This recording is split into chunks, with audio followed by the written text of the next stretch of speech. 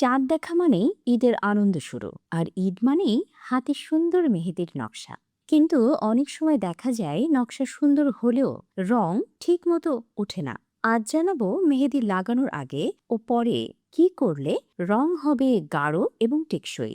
মেহেদি লাগানোর আগে যা করবেন তা হচ্ছে, মেহেদি লাগানোর আগে হাত ভালোভাবে সাবান দিয়ে ধুয়ে নিন। হাত একদম শুকনো হতে হবে।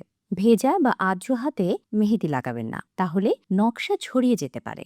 মেহেদি দেওয়ার আগে হাতে কোনো ক্রিম, লোশন বা মলম লাগাবেন না।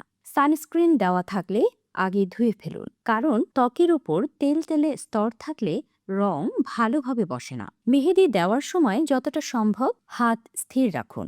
অস্বস্তি লাগলেও ধৈর্য ধরুন, না হলে নকশা নষ্ট হয়ে যেতে পারে। মেহেদি লাগানোর আগে প্রয়োজনীয় কাজগুলো সেরে নিন, কারণ মেহেদি দেওয়ার পর কয়েক ঘন্টা হাত ব্যবহার করা যাবে না। মেহেদি লাগানোর পর ভালোভাবে শুকাতে দিন। কমপক্ষে 4 থেকে 6 ঘন্টা রাখার চেষ্টা করুন। নকশা শুকিয়ে এলে লেবু ও চিনির ঘন সিরাপ তুলা দিয়ে আলতো করে লাগান। এতে রং হবে আরো গাঢ়।